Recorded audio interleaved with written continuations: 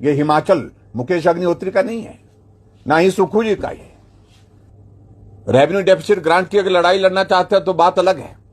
तो हम उन सारी चीज को लेकर के जहां मदद हो सकती है, जहां सहयोग हो सकता है, जहां पक्ष रखा जा सकता है, वो अपने तरीके से हम अपने पक्ष रखेंगे। लेकिन अगर लड़ाई लड़ने की बात होगी, लड़ाई लड़ने की बात मतलब सिर्फ राजनीतिक लड़ाई लड़ने की बात, तो राजनीतिक लड़ाई तो हम भी लड़ेंगे। और आज खासतौर से जो बार बार एक बात का जिक्र करते हैं कि जयराम जाते हैं और जाकर के केंद्र से पैसा रोक करके आ जाते हैं, सबूत है आपके पास? ये मैं विचार कर रहा हूं गंभीरता से, ये एक तरह का प्रिविलेज का विषय बनता है।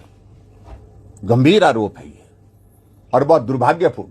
और मैं उम्मीद करता था कि मुकेश अग्निहोत्री जो है वो लॉजिकल बात करेंगे।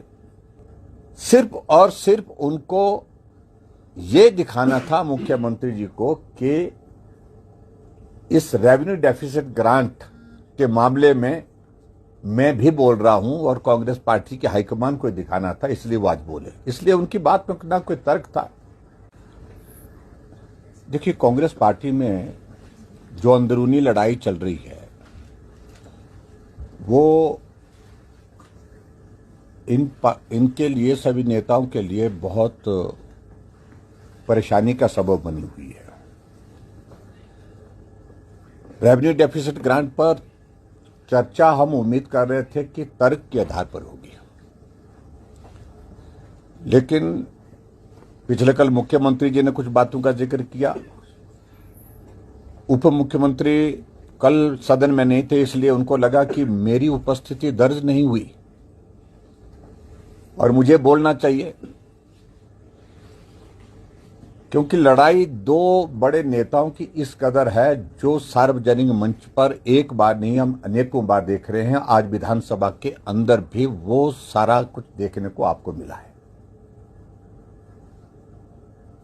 और मैं उम्मीद करता था कि मुकेश अग्निहोत्री जो है वो लॉजिकल बात करेंगे और इसका रास्ता क्या है, तरीका क्या है और सरकार का पक्ष क्या है, मुख्यमंत्री जी स्पष्ट नहीं कर पाए कि हमको करना क्या है। और ना ही आज जो उप मुख्यमंत्री बोल पाए वो भी स्पष्ट नहीं कर पाए कि उनको करना क्या है। आर्टिकल 275(1) का जिक्र करते रहे और 271 आर्टिकल में बड़ा क्लियर है कि रेवेन्यू डेफिसिट ग्रांट का जिक्र उसमें नहीं है।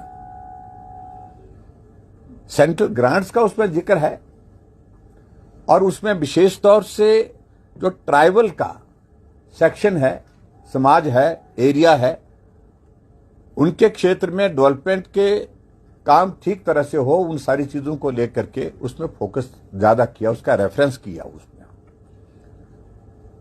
और ट्राइबल के संदर्भ में तो मैं इतना कहना चाहूंगा कि कांग्रेस पार्टी विरोध कर रही है। जो हाटी का इलाका हम ट्राइबल के एरिया में डालना चाह रहे हैं, उसके समर्थन में आज तक नहीं है। और दूसरी बात, सिर्फ और सिर्फ उनको यह दिखाना था मुख्यमंत्री जी को कि इस रेवेन्यू डेफिसिट ग्रांट के मामले में मैं भी बोल रहा हूं और कांग्रेस पार्टी के हाईकमान को दिखाना था, इसलिए वो आज बोले। इसलिए उनकी बात में ना कोई तर्क था और ना ही कोई तथ्य था।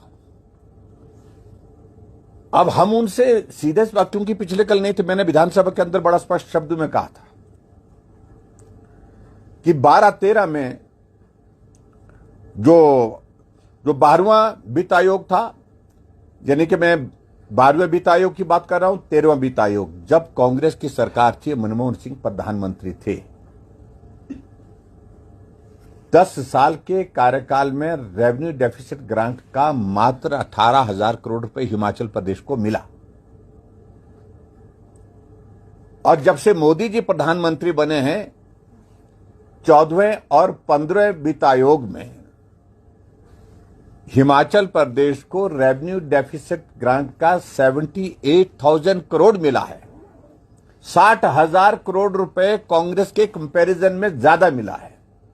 अगर अन्याय हुआ है तो अन्याय कांग्रेस की सरकार जब केंद्र में थी, मनमोहन सिंह जी बड़े देश के बड़े अर्थशास्त्री प्रधानमंत्री थे उस दौरान हुई है। आज हिमाचल प्रदेश के सारे डेवलपमेंट के प्रोजेक्ट तो केंद्र सरकार से चल रहे हैं।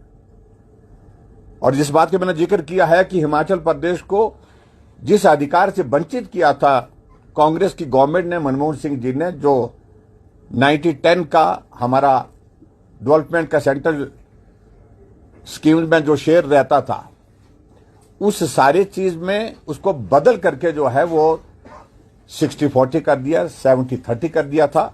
प्रधानमंत्री मोदी जी ने 2014 में आने के बाद स्पेशल स्टेट का स्टेटस देने के लिए हिमाचल प्रदेश में उसमें शामिल किया। अब 90% सेंट्रल स्कीम में केंद्र मदद करता है और 10% जो है स्टेट करता है। और दूसरी बात जो खासतौर से मुकेश अग्निहोत्री जो भड़ास निकाले, फ्रस्ट्रेशन है।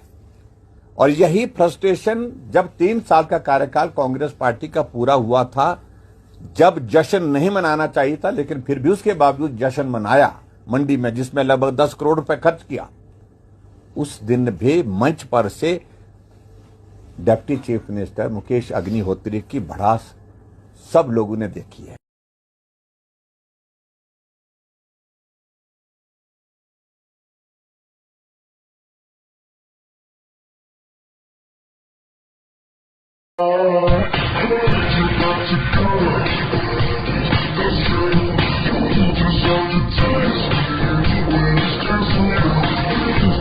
Just